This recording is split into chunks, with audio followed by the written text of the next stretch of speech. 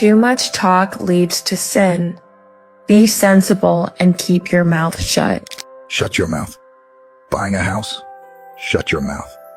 Buying a new car? Shut your mouth. Getting married? Shut your mouth. Going on a holiday? Shut your mouth. Going to do a course? Shut your mouth. Got promoted? Shut your mouth. 99% of the time, the reason that our dreams don't come true when they are supposed to is because we open our mouths too soon to the wrong people at the wrong time. We were wrong to share our successes with people who claim to be friends.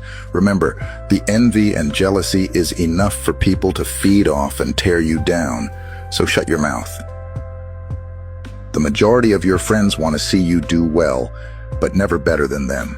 And just remember, even family members have a hidden envy, but they can't stop what God has for you. Don't be an idiot.